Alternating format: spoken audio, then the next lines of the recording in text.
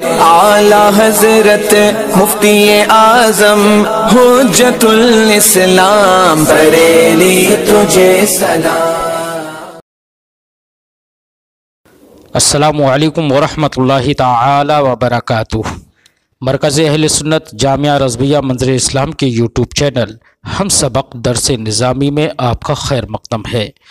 پیارے بچوں، آپ میں سے جنہوں نے اب تک ہمارے چینل کو سبسکرائب نہیں کیا ہے وہ ضرور سبسکرائب کر لیں اور اپنے ساتھیوں سے بھی شیئر کریں اور بیل آئیکن بھی ٹچ کر دیں تاکہ ہر اپلوڈ کی نوٹیفیکیشن آپ تک پہنچ سکے، اور اپنے ساتھیوں سے بھی شیئر کریں اور بات پسند آئے تو لائک بھی کریں۔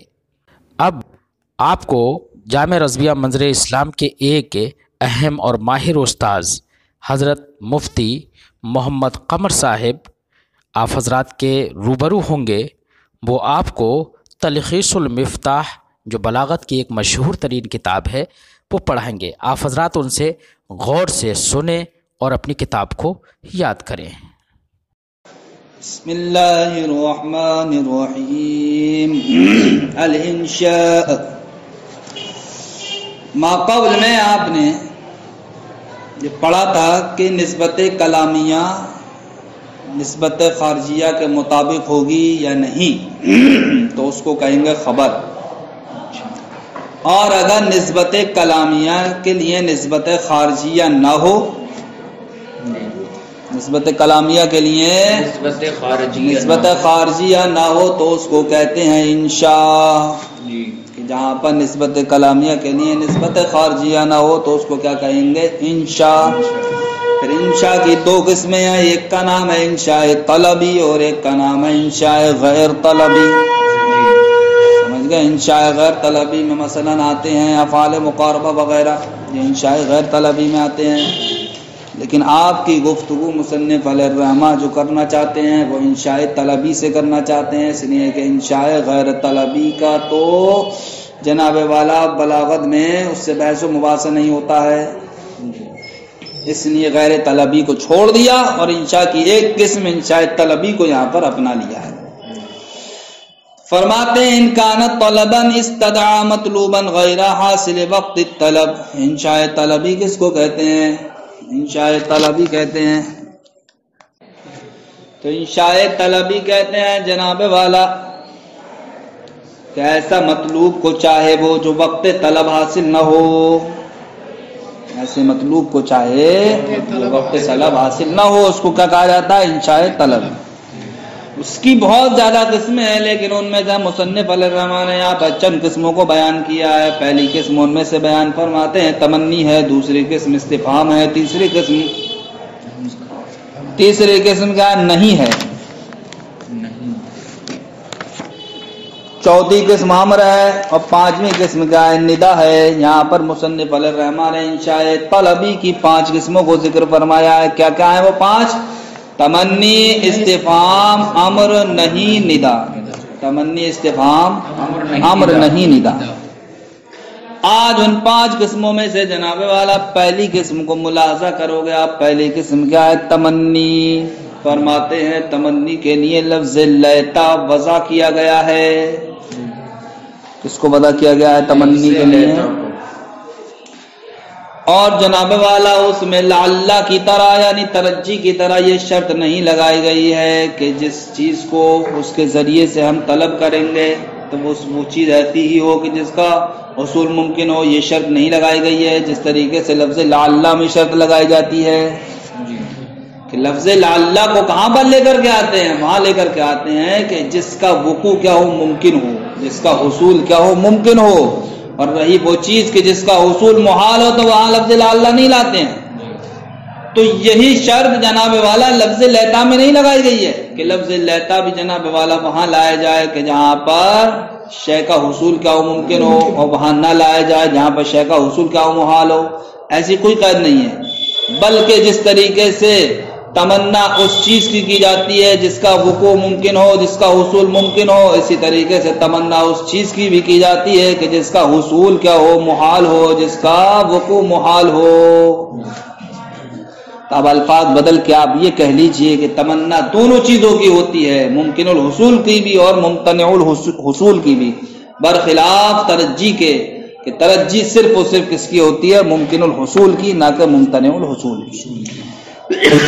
واللفظ الموضوع له لیتا، اور تمنی کے لیے جو لفظ ادا کیا گیا ہے وہ لفظ لیتا ہے۔ ولا یشترط امکان المتمنا، اور جس کی تمنا کی جائے اس کے حصول کے ممکن ہونے کی شرط نہیں لگائی گئی ہے، اگر اس کا حصول ممتنع ہوا تب بھی لفظ لیتا درست ہے، تب بھی تمنا کرنا درست ہے۔ تقول، آپ کہیں لیت الشباب یعود، کاش کے جوانی لوٹ آتی۔ تو اب دیکھو یہاں پر جوانی کیسی چیز ہے جو گزر گئی، اب اس کا حصول ممکن ہے یا محال؟ محال ہے، لیکن پھر بھی لفظ لیتا کو وہاں داخل کیا گیا اور وہاں پر تمنا کا اظہار کیا گیا، تو پتہ چلا کہ تمنا جناب والا اس چیز کی بھی کی جا سکتی ہے جس کا حصول کیا ہو؟ محال ہو۔ وقد یتمنا بحل، ابھی تک تو یہ بتایا تھا کہ تمنا کے لیے لفظ لیتا کو وضع کیا گیا ہے، اب تمنا صرف لفظ لیتا ہی سے کی جائے گی، لیکن یہاں سے مصنف یہ بھی بتاتے ہیں کہ کبھی کبھی تمنا لفظ حل کے ذریعے سے بھی کی جاتی ہے۔ تو لفظ حل کا کام کیا تھا؟ استفہام تھا، تو اب اس کو جناب والا استفہام سے ہٹا کر کے قائم استعمال کرنے لگے تمنا میں، جیسا کہ حلی من شفیعین، حلی من شفیعین، تو یہاں پر حل استفہام کے معنی میں نہیں ہے بلکہ تمنا کے معنی مطلب ہو کاش میرے لیے کوئی سفارشی ہوتا، کاش میرے لیے کوئی سفارشی ہوتا۔ یہ کب کہا جائے گا؟ اس وقت کہا جائے گا جبکہ وہ انسان جانتا ہو کہ اس کا کوئی سفارشی نہیں ہے۔ سمجھ گئے؟ وقد یتمنا بحل، کبھی کبھی لفظ حل کے ذریعے سے تمنا کی جاتی ہے، جیسا کہ حلی من شفیع میں حیث یعلم ان لا شفیع له، یہ اس وقت کہا جائے گا جبکہ وہ ہمارا مخاطب جانتا ہو کہ اس کے لیے کوئی شفیع، کوئی سفارشی نہیں ہے۔ وبلو، اور لفظ لو کے ذریعے سے بھی تمنا کی جاتی ہے، جیسا کہ کہا جاتا ہے لو تأتنی فتحدثنی، کاش کہ تو میرے پاس آتا تو تو مجھ سے گفتگو کرتا، تو مجھ سے گفتگو کرتا۔ آپ جانتے ہیں کہ لفظ لو تو شرط کے لیے آتا ہے، لیکن یہ تمنا میں استعمال ہو رہا ہے، کہاں میں استعمال ہو رہا ہے؟ تمنا میں استعمال ہو رہا ہے، تو پھر ہم کیسے پہچان سکیں گے کہاں پر لو شرط کے لیے ہے اور کہاں پر لو تمنا کے لیے ہے؟ تو اس کی پہچان کا طریقہ بتا رہے ہیں کہ جہاں پر شرط کے لیے ہوگا وہاں پر فعل مضارع کا آخر منصوب نہیں ہوگا، اور یہاں پر فتحدثنی، حدثنی تاپ زبر ہے، نصب ہے، منصوب ہے، تو اس سے پتہ چلا ہمیں کہ لفظ لو یہاں پر اپنے حقیقی معنی یعنی کہ شرط میں مستعمل نہیں ہے بلکہ کسی اور معنی مستعمل ہے، اور وہ دوسرا معنی کیا ہے؟ تمنا۔ اب اس کا نصب ہمیں یہ بتا دے گا کہ یہاں پر لفظ لو اپنے حقیقی یعنی شرطی معنی میں نہیں ہے بلکہ مجازی معنی تمنا میں مستعمل ہے۔ وبلو، لفظ لو کے ذریعے سے بھی تمنا کی جاتی ہے، جیسا کہ لو تأتنی فتحدثنی بالنسب، نسب کے ساتھ۔ سمجھ گئے؟ بالنسب کی قید کیوں لگائی؟ کوئی فرق کو اجاگر کرنے کے لیے۔ السکاکی کأن حروف التنظیم والتحدید، یہ تخصیص نہیں ہے، والتحدید، وہی حلا اللہ بقلب الہائی، بقلب الہائی حمزہ، ولولا ولوما ماخوذۃ منہما۔ سکاکی کہتے ہیں حروف تنظیم اور حروف تحدید، یہ جو حروف ہے حلا، اللہ، لولا، لوما، اگر ان کا دخول مضارع پر ہو تو یہ حروف تحدید کہلاتے ہیں، اور اگر ان کا دخول ماضی پر ہو تو یہی حروف کیا کہلاتے ہیں؟ حروف تنظیم کہلاتے ہیں۔ یعنی کہ یہ کہہ لیجئے جب ان حروف کو کسی کی ندامت کے لیے استعمال کرتے ہیں تو ان کا دخول ماضی پر ہوتا ہے، لہذا اس وقت یہ حروف کیا کہلاتے ہیں؟ حروف تنظیم۔ اور جس وقت ان کو ابھارنے کے لیے استعمال کرتے ہیں تو ان کا دخول کائے پر ہوتا ہے؟ فعل مضارع پر ہوتا ہے، تو اس وقت یہ حروف کیا کہلاتے ہیں؟ حروف تحدید۔ تو اب سکاکی کہتے ہیں حروف تنظیم ہو یا حروف تحدید ہو، یہ جناب والا ماخوذ ہے کائے سے؟ حل اور لو سے، حل اور अभी आपने जाना कभी कभी लफ्ज हल के जरिए से भी तमन्ना की जाती है और कभी कभी लफ्ज लौ के जरिए से भी तमन्ना की जाती है। उसी मुनासबत से यहाँ पर कह रहे हैं कि हल्ला, अल्लाह, लौला, लौमा, ये दोनों के ये चारों कलिमात, ये चारों हर्फ माखूज हैं कैसे? हल और लौ से। किस हल और लौ से? जो हल लौ तमन्ना के लिए तमन्ना के लिए आते हैं। कैसे जनाबे वाला? हल और लौ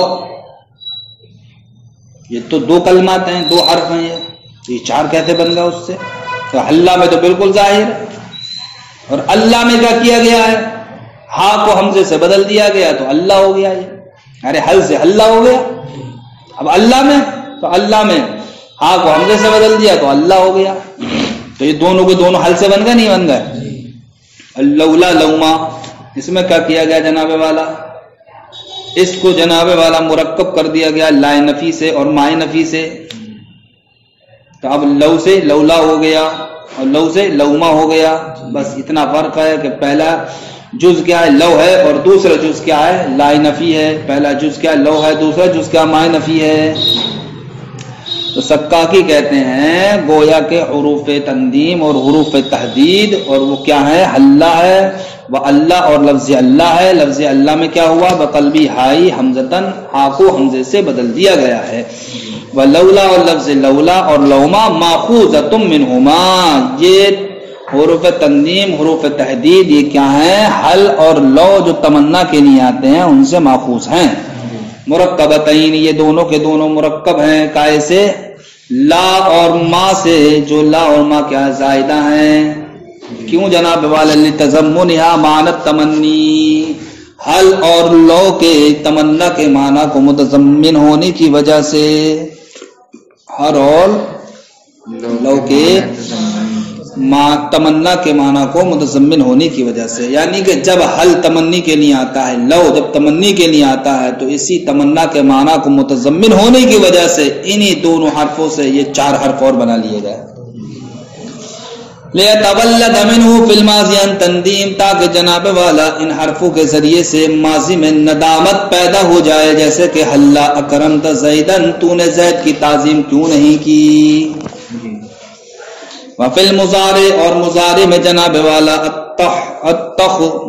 तहदीद, और मुजारे में जनाब वाला क्या पैदा हो जाए? तहदीद पैदा हो जाए, उभारना पैदा हो जाए। जैसे कि हल्ला तकूमा, तू क्यों खड़ा नहीं होता, तू क्यों खड़ा नहीं होता।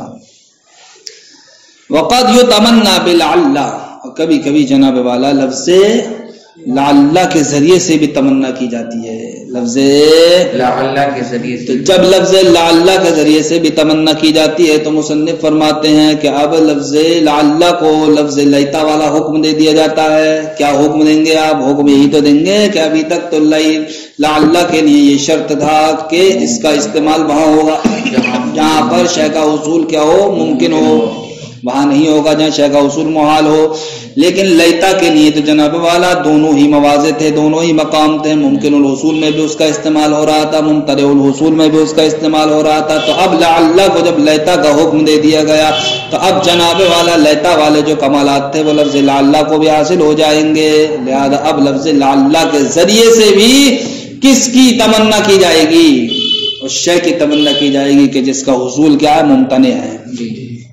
लेकिन अब फिर सवाल होगा कि अब फर्क कैसे होगा कि यहाँ पर लाअल्ला तरज्जी के माना में नहीं बल्कि जनाब वाला तमन्ना के माना में है। तो अब फर्क उजागर करने के लिए यहाँ पर भी जनाब वाला क्या आ जाएगा? जवाब पर नसब आ जाएगा, वो नसब फर्क कर देगा।